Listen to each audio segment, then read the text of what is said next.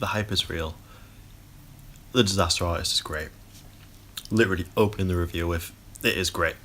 I've been extremely excited for this film coming out. I've seen The Room dozens of times. I've read the book. I've read the book The Disaster Artist by Greg Sestero. I've lent that book out to friends who have also then fallen in love with it.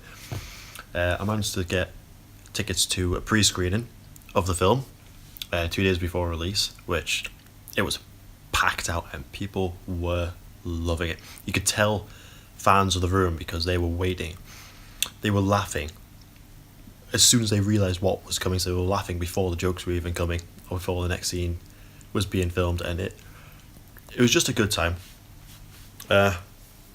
Personally, I do think the book is better, only because there's more in it. There's a lot that they don't include in the film. I mean, naturally, like, the film will be really, really long, but you can understand why they do it, because there's a lot of bad stuff in there, and the film does a really good job at showing both sides of Tommy Wiseau, who was played amazingly by James Franco. He has the mannerisms down, the voice is so good. It would have been so easy for them just to, like, basically make fun of him for the entire film. Like, the internet's been doing that for years and years now. We see the arsehole side of him, we see the monstrous side of him, we see the weird side of him, but then we also see these really nice moments where we show how misunderstood he is. It shows his humanity a little bit.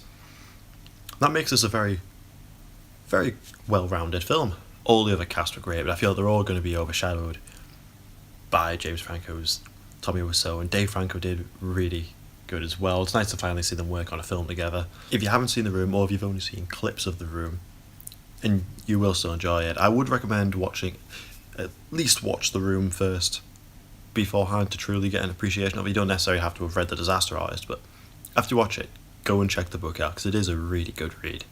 It's weird when watching the film how eerily similar some of the scenes are to the original film. Like this, it feels like a passion project. You can tell that James Franco has put his heart and soul into this. It just works. This just works really well. It tells this really good story.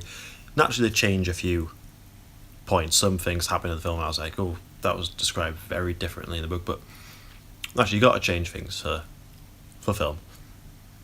And it's still just a really cool tale of these two friends trying to make it in Hollywood and making this movie, which has went on to have such a strange impact on cinema and pop culture.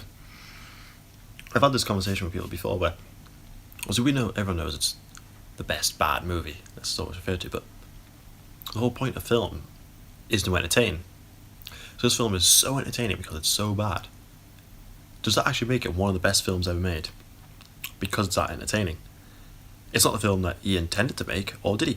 Tommy was such a strange character. Maybe he did actually secretly, in his own weird way, intend to make this type of film. We just don't know, but it is so bad that it's actually so good. I could ramble on about this film for ages. It's really well acted, it's really funny, and it tells a good story. Check it out. I'm glad the hype has turned out to be real, and I'm glad the film's been picking up a lot of traction. I think initially when it went into production, they thought, oh, it's just going to be like a small film for a very particular group of fans, but all the press it's been getting and all the attention, I feel like this is going to be a really successful film, and I am really glad. So that's my quick overview and opinion of this film. Definitely go watch it. Just go check it out, and afterwards read the book. Please read the book. It is incredible.